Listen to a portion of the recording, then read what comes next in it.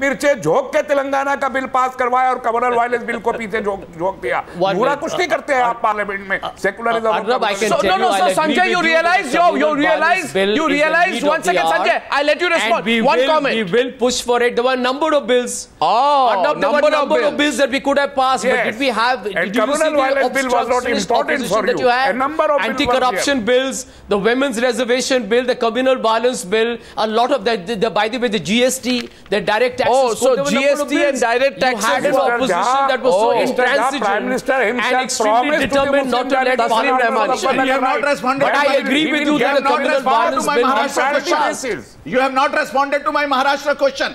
What have you stopped? What has stopped you of not taking any action? Commission report. Can I tell you, Doctor? Please. Can you tell you, Dr. Faruqi? Please. Mr. Faruqi, I'll agree with you that the Sri Krishna Commission report that indicted some very, very senior members of the Shiv Sena, I will agree with you, and I'm not going to try and hesitate or pussyfoot around. Action should have been taken. I'm not going to try and dodge it. Action should have been taken, and I think there was some very, very serious matters of charges made on the people responsible. I will agree with you on that. I think that was something that we should not have allowed. And you inducted them in your cabinet. And you inducted them in your cabinet. That's right.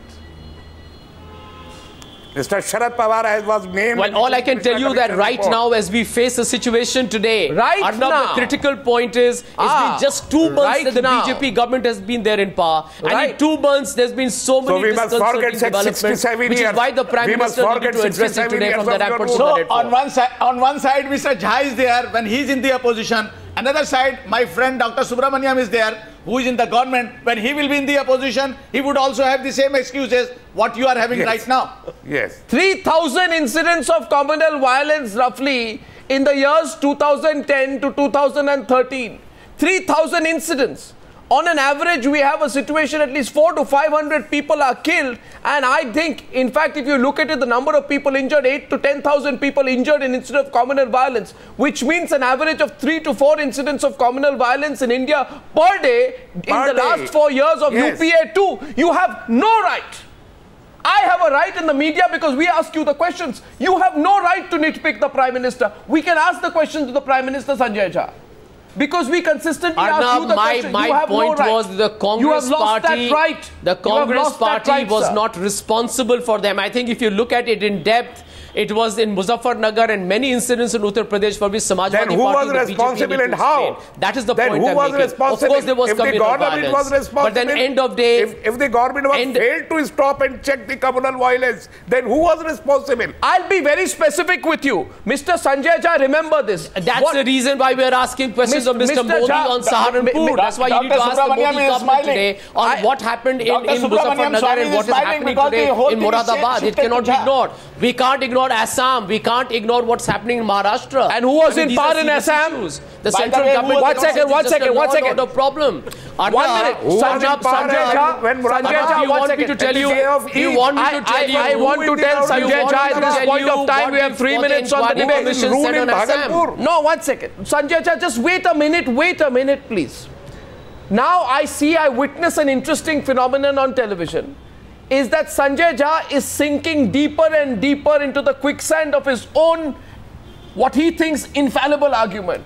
Sanjay Jha, you mentioned Assam, we'll take it as an example, and I want to pick up the same argument that you used against Narendra Modi all these years in the context of the state of Gujarat and the riots that happened there. You said the government is responsible, nobody else. Government is responsible, not anybody else. It means that the government did not control it.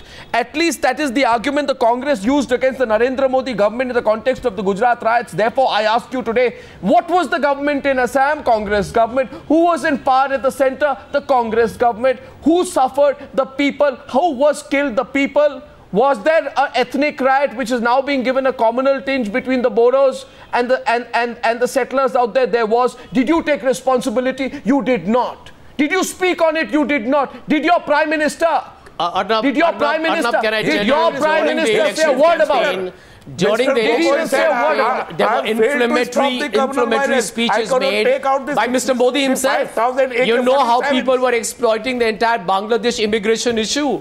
The riots at the ground level were created by the members of the Bharatiya Janata Party. It is a known fact. And let me tell you, local leadership has been extremely polarized there. If Mr. Modi was speaking about Bangladesh issue in such a casual manner, and by the way, the first inquiry commission said that inflammatory speeches accentuated the crisis in Assam. And before I wrap up, I want to tell Subramaniam